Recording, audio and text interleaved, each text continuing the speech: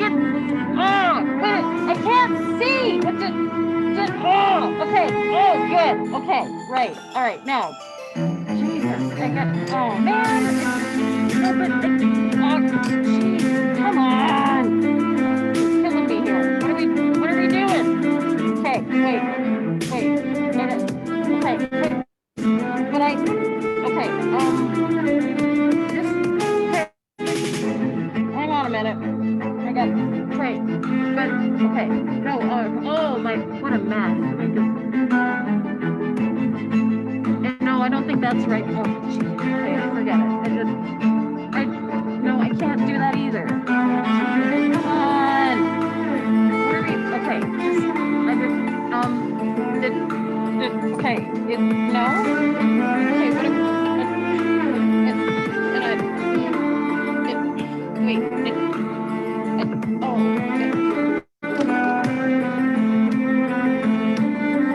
just, forget it. Just son of a chicken plucking motherless goat.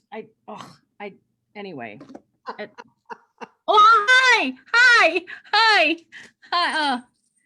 Okay, wait. Okay. So this is Christmas.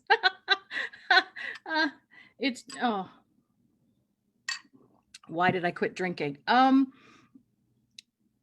This is a tough time of year. This is a crazy busy time of year, and we're all stressed and frustrated and wondering what's going to happen, and we're missing our loved ones, and our loved ones are missing us, and it sucks. It just,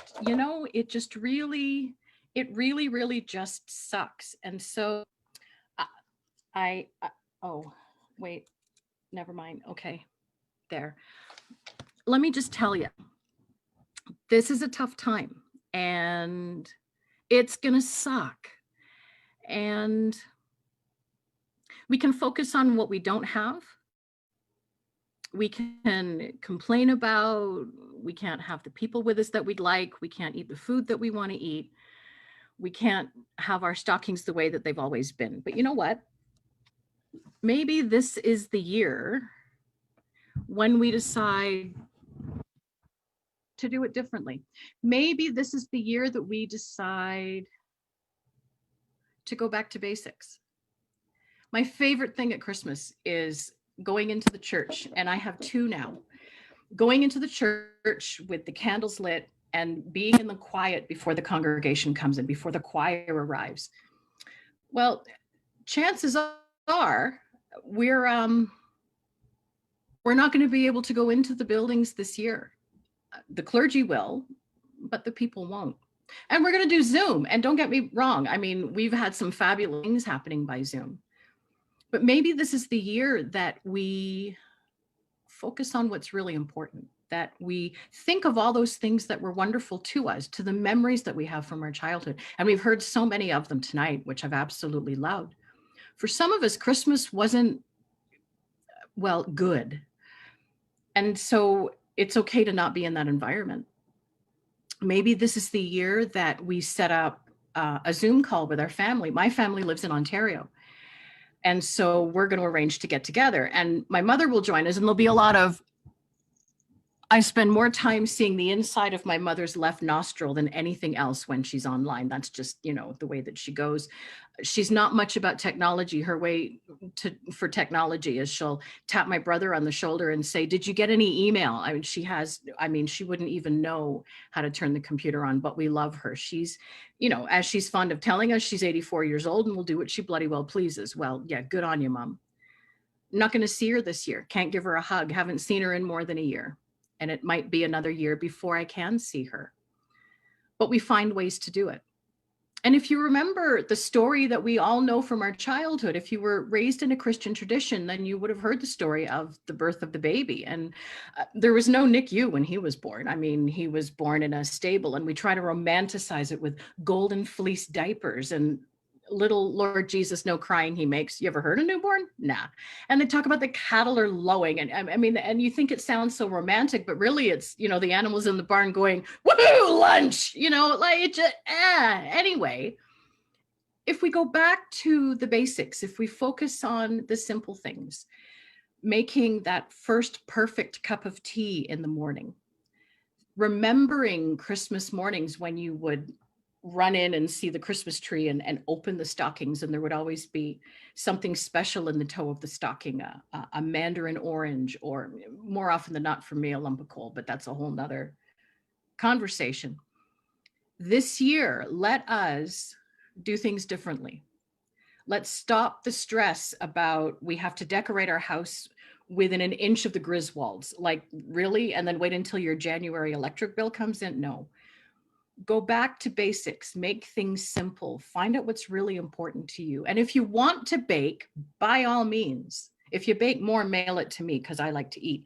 If you want to write a card rather than sending out a newsletter, do that. A parishioner of mine has taken to writing letters to people to tell them how she feels about them. And a 90-year-old parishioner was dying. And this parishioner wrote her a letter. And in that letter, she talked about their 40 years of friendship and how much she's going to miss this woman who has since passed away.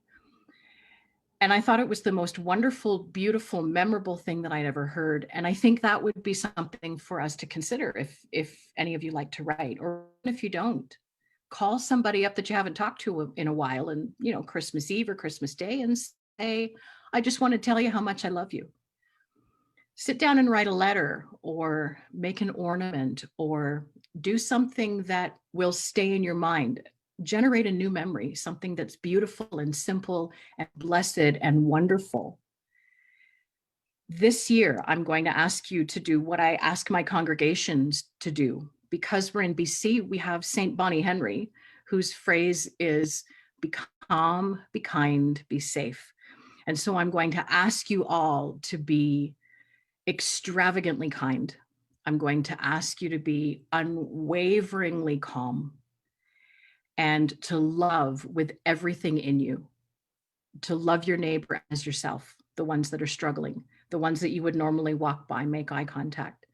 There's nowhere in the Bible that it tells us to like one another, which is probably good, but we are commanded to love one another. So let this be the Christmas that we decide to lead with love, to live with kindness, and to always think of the other person and walking a mile in their shoes. God bless. Merry Christmas. Happy Advent. Blessed Kwanzaa.